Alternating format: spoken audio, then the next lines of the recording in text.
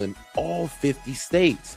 They are a real money market. People trading on what they think will happen. You can build a position and trade in and out of almost any prediction you think.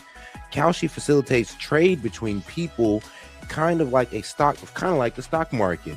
There's no limiting your trades just because you're winning. Kalshi will pay you interest on your position. So if you make a long-term trade, you can earn a return even before the market is resolved.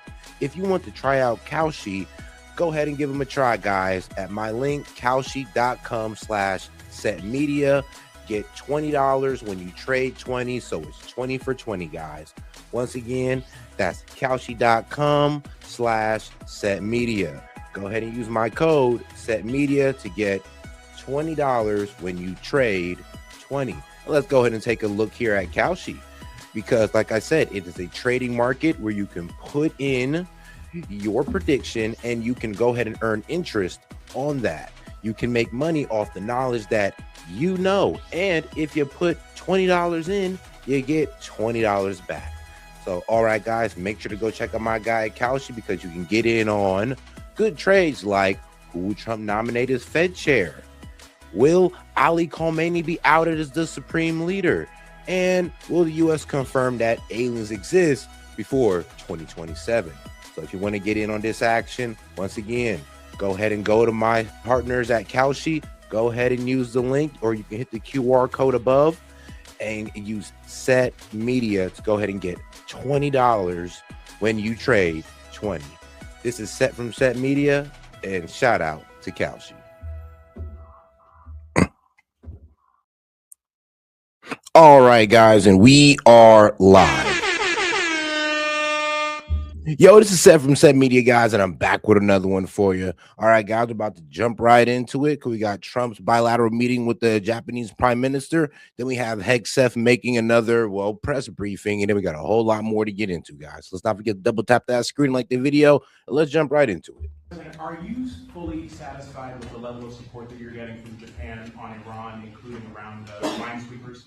Well, we're going to be speaking about it today. Go ahead, you can go. 日本から、機雷艇などの支援に関して、その点について今の状況に満足していらっしゃいますか？ We're going to be speaking about it today. We've had tremendous support and relationship with Japan on everything.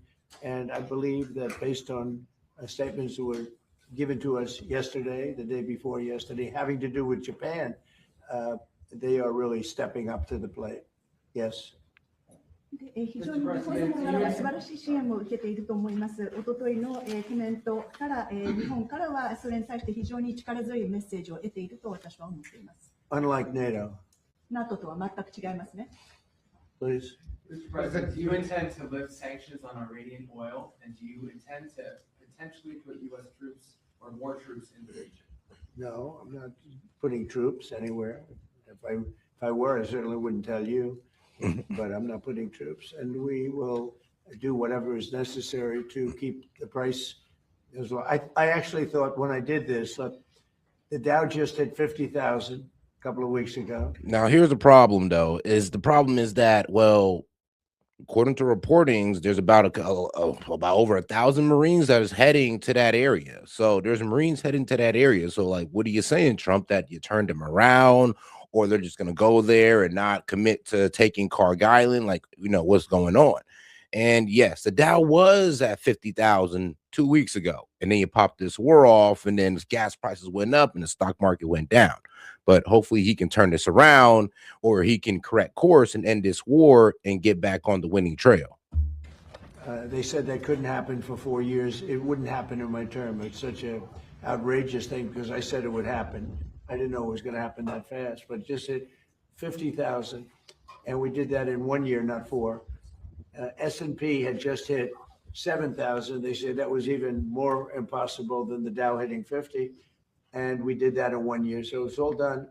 Everything was going great. The economy was great. Oil prices were very low. Gasoline was dropping to, we had $1.99, $1.85. We had great everything. And I saw what was happening in Iran, and I said, I hate to make this excursion, but we're going to have to do it. And I actually thought the numbers would be worse. I thought that it would go up more than it did. Uh-huh. But we're doing this excursion, and when it's completed, we're going to have a much safer world. And the prime minister agrees with me on this. She considers it to be terrible what Iran did. I think every country does, just about every country does. Iran is a serious threat to the world, to the Middle East and to the world. And everybody agrees with me. I think virtually every country agrees with me on that. So I wanted to put out that fire. And I said, if we do that, oil prices will go up, the economy will go down a little bit. I thought it would be worse, much worse, actually. I thought there was a chance it could be much worse. It's not bad, and it's going to be over with pretty soon. We've obliterated the Navy. We've obliterated just about everything there is to obliterate, including leadership. The Navy's gone, their Air Force is gone, their anti-aircraft equipment is gone. We're flying wherever we want, Pete. We have nobody even shooting at us. They have, and as you know, their leadership is gone. Their leaders are gone. They pick new leaders, they're gone. They pick new leaders, they're gone. And now they're looking for new leaders again. We can take out the island if anytime we want. I call it the little oil island that sits there, so totally unprotected. And we've taken out everything but the pipes. We left the pipes because to rebuild the pipes would take years for them to do. But I would say we are substantially ahead of schedule. And I had to do this. I call it an excursion. I had to take this little excursion and do something that no other president had the courage to do. And everybody wanted to do it, but they never had the courage to do. And I don't blame them. I'm not blaming them. Here's the thing, though. Other presidents has talked about Iran as a threat, but I do believe Barack Obama nipped that in the butt with the JCPOA. Now, when Trump got out of the JCPOA, like I said, one of the biggest threats to Iran was their nuclear capability, which, well, due to us getting out of that deal, now nobody has eyes on Iran's nuclear capabilities. And now it's like a guessing game of, are they going towards one? Will they ever get to one? And all of our intelligence reports have said, well, no, they're not going towards a nuclear weapon. They have this religious fatwa that's keeping them away from this religious weapon, or not religious weapon, but nuclear weapon. So it is a bit crazy when he sits there and say, well, in the past, other presidents talked about it being the threat. Yes, we all know Iran was a threat, but the problem was to get that threat under control, not to go to war with them over, 3 different threats. Because remember, they said it's about their nuclear capability, them using their ballistic missiles and their proxies. And let's be real. If we're talking about imminent threats, none of those are imminent threats to the United States. None of them. But Israel for sure, though, since they're in the region. It was left to me, and we've done a great job. Our military is incredible. We have an incredible military. We have the strongest military in the world by far. We have the greatest equipment in the world by far. In fact, Japan buys our equipment, buys a lot of it. And we're honored by that. And that's one of the things we'll be talking. They want to buy a lot of the military equipment. So it's just an honor to have the prime minister. We've had a tremendous relationship. Okay. Mr. President. I think she's going to have to go first before you. Is that okay? You understand? It's very good, I tell you. It's so nice that we don't have to sit. No, it's very good. I haven't picked up your language, so the next time you come, I'll have your language mastered. All right, go ahead. If the war is almost over, why is the Pentagon going to ask Congress for an additional $200 billion? Well, we're asking for a lot of reasons beyond even what we're talking about in Iran. This is a very volatile world, and the military equipment, the power of some of this weaponry is unthinkable. You don't even want to know about it. Oh, you could end this thing in 2 seconds if you wanted to, but we are being very judicious. What we want to do, don't forget, Biden gave away, I rebuilt the military in my first term. Biden gave away so stupidly to Afghanistan a lot. He didn't want to move it. He was too lazy, too stupid to move it. But it was a very small amount. It was a lot, but it was very small relative to what I purchased and what I built. We want to have vast amounts of ammunition, which we have right now. We have a lot of ammunition, but It was taken down by giving so much to Ukraine. They gave so much, Biden gave $350 billion worth of cash and military equipment to Ukraine, and he didn't rebuild anything.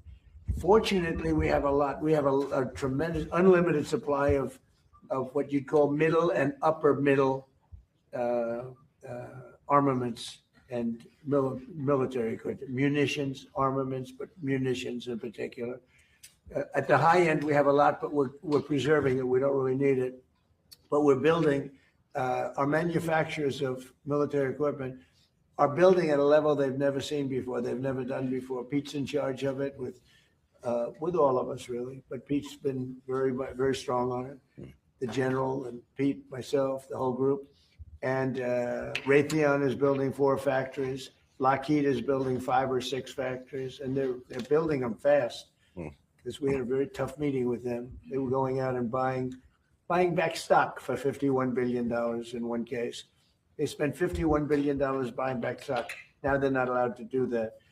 And they are now building a tremendous, there's never been anything like it, what's taking place right now. So we're in very good shape, but we want to be in the best shape we've ever been in. We were that, when I rebuilt the military, we were in great shape, and then Biden blew it, and he didn't do anything. He didn't do anything. And if you listen to the Democrats, they don't even want to have a military. Now you see how important it is. But the only thing that's like, a bit concerning. Now, if he's talking about, oh, don't worry, this is going to be done within a month. Don't worry, it's going to be done anytime. And yeah, okay, well, you're saying that, but then why are you pressuring, the weapons manufacturers to make more weapons? Like, that doesn't really sound like, this is going to be done. It's like, I don't like, let's be honest. You're not really going to sit there and say, oh yeah, I'm done fighting, but I'm sorry, but let me go back and get more guns. It's like, that don't sound like you're done fighting. That just sounds like you're reloading. We have the strongest military in the world. We have the best equipment. We make by far the best equipment. The other night, they had 114 rockets shot at a certain location. And out of 100 highly sophisticated rockets, out of 114 sophisticated rockets, every single one of them was shot down with our equipment, all our equipment. It's amazing, actually, how good it is. So we want to be sure, and it's a small price to pay to make sure that we stay tippy top. Mr. President, Can I ask about the Treasury? President, you Thank you, said- Mr. President. The Treasury Secretary this morning said there were defections among Iranian leadership.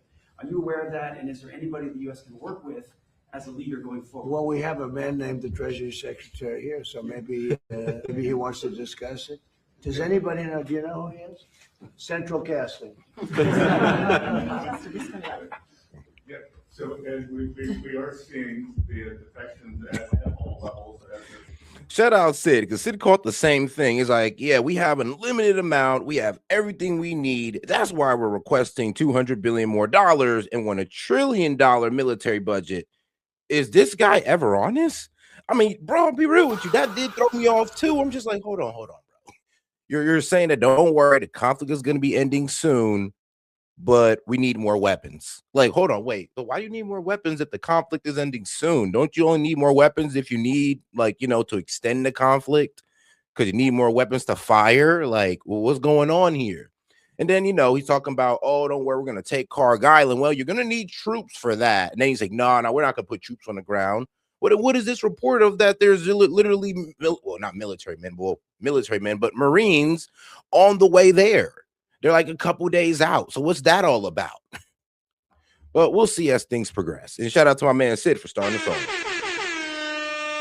Starting to sense what's going on with the regime. It doesn't get reported here in the U.S. very well, but we are trouncing them from the air, and the regime will probably collapse within itself.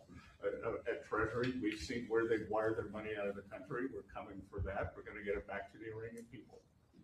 And are you seeing defections? Yes, sir. On Israel, have you There's a talked? lot of military defections also. You have a lot of military defections in Iran. have you I talked- don't blame them. Thank you, Mr. Delusional. Have you talked to Prime Minister Netanyahu about attacking the oil and gas fields? Yeah, I did. I told him, don't do that. And he won't do that. We didn't discuss, we do, we're independent, we get along great. It's coordinated, but on occasion he'll do something, and if I don't like it, and so we're not doing that anymore. And the last one, if I could, the Fed chairman told me yesterday that he plans to stay until a new Fed chairman is confirmed. And he also plans to stay on the board until the investigation into the Federal Reserve is done. Well, he's under investigation because he's building a building for hundreds of billions of dollars more than it's supposed to cost. The building you see over there is under budget and ahead of schedule. That's the ballroom. The ballroom is a much bigger building. It's a much more complex building than what he's doing, and it's at a fraction of the cost. And something is going on, whether it's contractors. That's what I do best in the world. I build great buildings. I've always done it, and I build them under budget and ahead of schedule. They could have $4 billion. This is a renovation job for $4 billion. And if you look at the building, it's not even, I don't know if Kevin Warsh is ever going to be able to move into it. It's been under construction for years. It's the most expensive building ever built. Now, I know it's gross incompetent because I happen to think he's grossly incompetent. Today, certainly you should be lowering interest rates. All right. Certainly, who would not lower them? But he didn't. Stubborn, and he's got Trump derangement syndrome. But a lot of people have that, it's. Yeah, the Fed chair decided not to lower interest rates, to keep it at that 3.25 to 3.75%. Well, one, because the jobs market kind of took a hit this month. Inflation also took a hit. And then, of course, like I said, gas prices going up. Yeah, that's inflationary. Not the tariffs, but gas prices going up. We're definitely going to be seeing that down the line. If he does not pull out of this war, like I said, he can ruin all of his winnings, all of his gains that he had with the economy if he continues this war. Even he admitted, I thought it was going to be worse. Bruv, I'm sorry, but what's worse from going to damn near 250 to 350? We're $1 up on gas. And I know y'all want to sit here and say, well, S.E.T, but Biden had it at 5. Do you understand that we voted for Trump so that wouldn't happen, so gas wouldn't go up?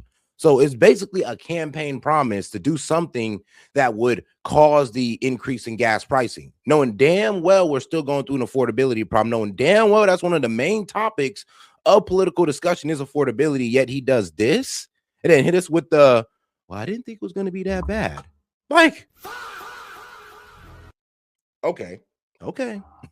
Not a curable disease, but he's also building. He should be lowering rates immediately, but he won't do that because he's a stubborn, incompetent person, and that's a bad thing. When you're stubborn and incompetent, I think it's the worst combination. And he's also not a smart person.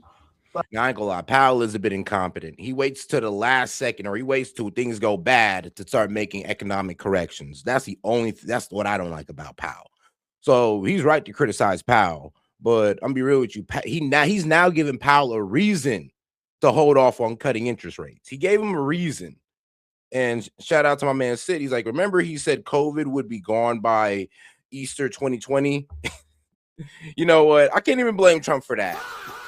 I can't even, because a lot of people were actually putting that in his ear. A lot of people were giving him promises that, well, Lord knows it wasn't going to happen. Here's the thing. I think Trump also fought for that again. Him being told something that bro, that's just outside the realm of possibility. Oh, COVID's going to be done by 2020.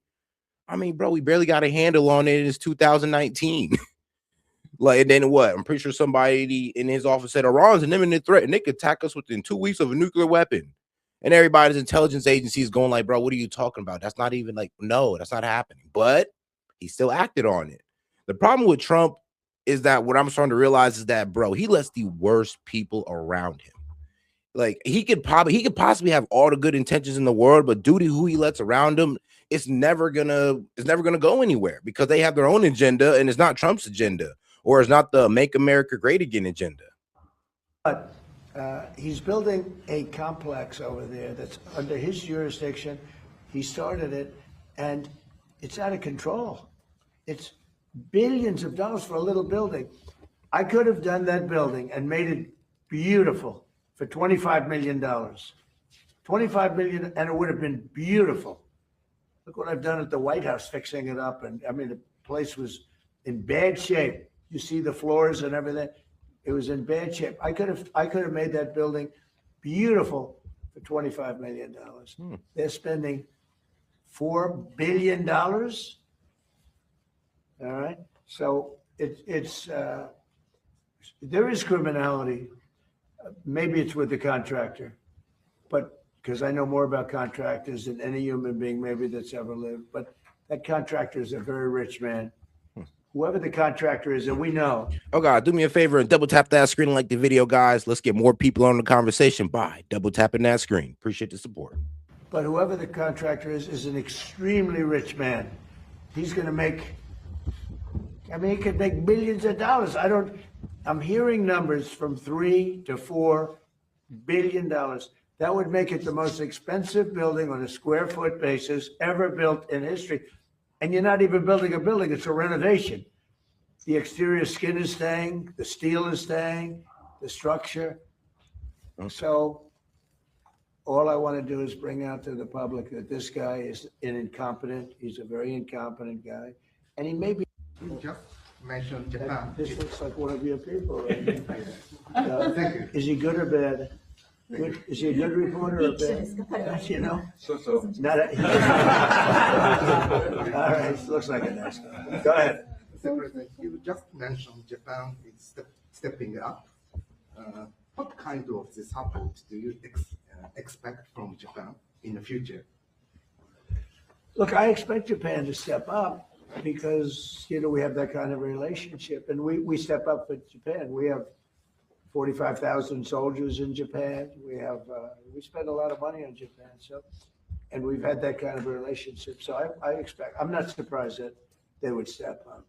We don't need much. We don't need anything. I mean, honestly, we don't need anything from Japan or from anyone else, but I think it's appropriate that people step up. In the case of Japan, I hear they get more than 90% of their oil through the strait. So that's. Yeah, but what in God's name is Japan going to do? That's the problem. I mean, Japan can't do anything, honestly. And all the other Europeans or countries are saying, look, bro, you started this war. Don't drag us into it. And I know Trump is going like, well, you guys are going to be affected too.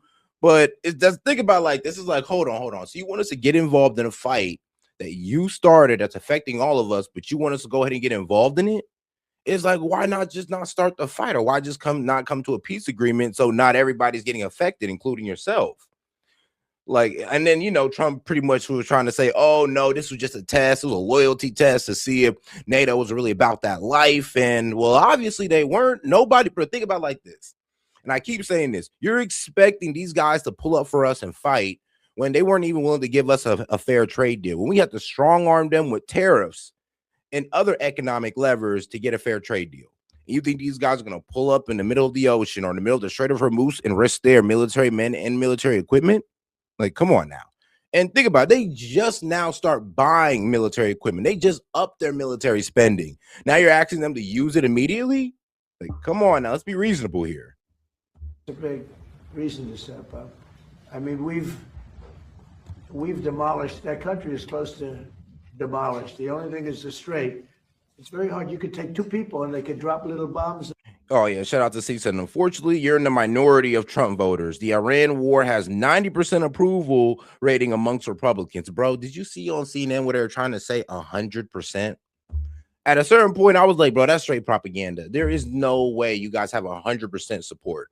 I mean, if that's the case, then apparently I don't exist, guys. Apparently I'm MAGA, but I don't exist. Or they would say 99.99% like they do in the hand sanitizer. And here's the thing in statistics. It's really impossible to get to 100%. Like, there's always going to be that one person. So the fact that it said 100% of MAGA, not Republicans, but of MAGA support the Iran war, yeah, CNN, they're trying to make us look like a cult because only a cult has 100% on anything that a leader does. Like, there's always going to be people that be like, I don't know about that. And then hold on. So are we just going to take out all of Tucker Carlson's fans, all of Candace Owens' fans, all of Megyn Kelly's fans, like millions, who they got millions, by the way, who they consider themselves MAGA, who also disagree with this war. And we're just saying F them as well. It's insane. Like, it really don't make sense. In the water and they're holding things up. We don't want that to happen. But honestly, Japan, China, Europe, parts of Europe, get a lot of their oil through the Strait. We get Sadly, I none am a practically. We're less than 1%. We don't have to be any percent. We don't even, I think we do it just to be nice. But we, think of it, we don't use the Strait. We're defending the Strait for everybody else. And then in the case of NATO, they don't want to help us defend the Strait, and they're the ones that need it. But now they're getting much nicer because they're seeing my attitude. They're getting much nicer. But it's, as far as I'm concerned, it's too late. You know, UK wants to send aircraft carriers now. And I said, I want the aircraft carriers before the war. I don't want them after the war is won. They want to send me aircraft carriers after the war is. There's practically nobody to shoot at them. You know, their missile count is down, Pete. Maybe you could discuss it. Oh, yeah, let me show you it right here. I actually found the video. Here it is. A member of MAGA and the GOP. And this is one of those. Because Oh, just this take a is look AI. here. MAGA GOP view of Trump. Approve 100%. 100%. If you are a member of MAGA and the GOP, you approve of Donald John Trump. 0%. Say that. Kind of see how he made it seem like it were a cult. Like, well, if you're part of MAGA, you're automatically in support of the war. Like, and it's kind of like what the propaganda is going on our side, where, oh, well, if you're not in agreement with this war, you're an American, you were never MAGA. Oh, you're soft, even though the guys who are saying you're soft never really served a day in the military in their life. It's like, it's funny how that works out. But yeah, this is impossible. Like, think about it like this. I'm MAGA, so how's it 100%? Like, where's so don't I get a 0.001 or something? Ain't I worth something? Isn't the fans of Candace Owens, Megyn Kelly, Tucker Carlson, aren't they worth something as well?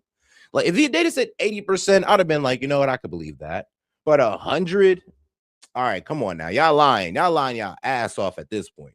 But all right, let's go ahead and get over to Pete Hegseth answering some questions. Support. As far as the internet, we're watching the regime try to tighten its grip as much as possible. And Here we go. well, we wouldn't want to set a definitive time frame on that, but as we've said, we're on plan. So we're looking at those metrics very closely, relaying that to the president and the national security team. But feel confident that as again, we're more stand in means we're over the top, even further in. And we have even more of an exact sense of what we're striking and why, and even more dynamically, meaning because the intelligence improves, we're able to more quickly identify targets when they, let's say they come out of an underground facility where they've been hiding and able to strike it before it strikes or right after it shoots. But we're very much on plan. And that's why I want to speak to the American people here.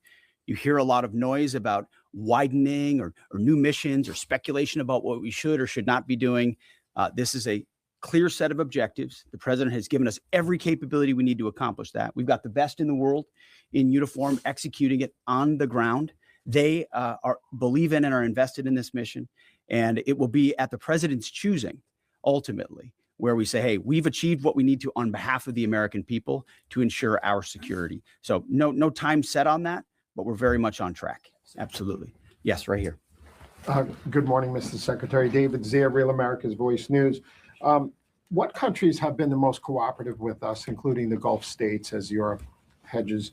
And I also wanted to ask you, the internet blackouts by the regime, it's been shut down for weeks. Is the U.S. military playing a role in, fighting against the regime, blocking VPN networks and satellites and other things? Is there a role for the? I mean, no, we're actually helping them do it. Now, we actually bombed the media center, like, where they put out their news and all that. We actually bombed that. I mean, we're bombing communication centers as well. So don't you think we're kind of contributing to why there's an internet blackout in Iran? I mean, don't you think bombing the Tehran and is going to cause some electrical problems where nobody's going to have any real service? It's kind of funny how they're trying to blame, oh, well, it's all Iran doing the media blackout. I mean, we're pretty much destroying one of their major cities, which is going to cause cell phone service to be dropped, electricity to be dropped. Oh, yeah, and we also destroyed some of their news stations. So what do you think is going to happen? U.S. military there? Obviously, on the allies and partners side, Israel from day one has been an incredible and capable partner. And shout out to my man Sid. He said Trump said he decides what MAGA is, and if he heard you talking, he'd say you aren't MAGA. Remember, MAGA is Mark Levin now, which is cooked. We're cooked if that's the case. If MAGA is Mark Levin, then hey, what that lady said is right. MAGA's dead because the anti-Trumpers, the guys who was anti-Trump, is now pro-Trump because Trump is all for war with Iran, because he's all for the agenda that Israel wants to do. And that's the only reason why these anti-Trumpers are with Trump. Like the reason why they were against Trump, because Trump showed no signs into wanting to get into a war, and that's why they didn't want Trump. Like, and this is what a lot of people got to realize about guys like Ben Shapiro, Mark Levin, and the rest of these traitors bastards. I'm sorry, but the rest of these pro-Israel bastards is that, bro, they don't care about American interests. They don't care about the American people. They care about Israel, and they care about Israel's interests. So the fact that Donald Trump wasn't with that in his first term is the reason why they didn't like him. And then they started liking him when he got out of the JCPOA, because they realized, oh yeah, this is our pathway to war with Iran. That's when they start liking him. That's when they start kissing his ass. That's when they said, oh no, this is a president of action. No, this is the president that you can finally see your war getting, I would guess, actualized through. And that's the terrible part about this, because he's pushed away all the America First guys, all the anti-war guys, for the warmongering pro-Israel guys. And everybody's calling it out, but as soon as you call it out, you're anti-Semitic, or you were never Trump, or you were never MAGA. I mean, like I said, or you're just un-American. It's whatever to hide the fact that yes, MAGA has been taken over by the pro-war guys, by the pro-Israel guys. These are not they're not MAGA. They're not America First either. They're far from that. But yet they have the presidency here. And able. There's nothing like capabilities and partners that are able to use them.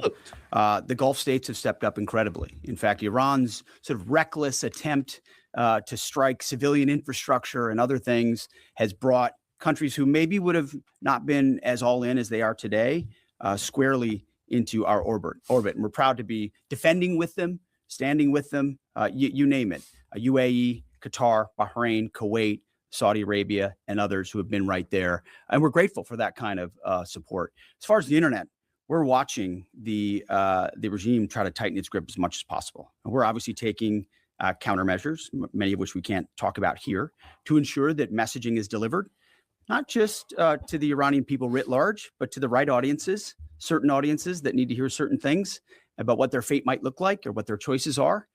So even though that regime is trying really hard to ensure the world can't see, right? They want to put out fake AI generated images, which, by the way, sometimes our press happens to fall for, like the Abraham Lincoln on fire and turning around. These AI generated images are meant to make it look like something's happening when the exact opposite is. So they make up fake reports and fake images to lie to their own people, to try to make it. But even then, their own people can barely receive a lot of those messages and communicate because of the blackout that they've imposed upon them. But we work around that for sure. Thank you, Mr. Secretary. General, overnight, Iran launched missiles across the Gulf. They managed to hit the Saudi oil refinery on the Red Sea. What does it mean that they have that capability now, 3 weeks into the war? And Mr. Secretary, you mentioned civilian infrastructure. Iran seems to be treating U.S. diplomatic outposts, embassies, consulates like they are legitimate hard targets in the region now. What is the Pentagon? Here's the thing, Dow. You know, Qatar's oil fields got hit, right? Yeah, they got hit, and I got the video right here. And yes, this is an AI, by the way, because this has actually been all over media.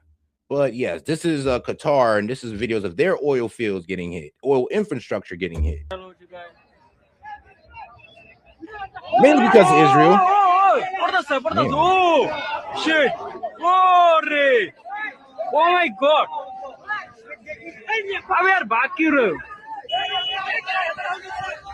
Oh shit!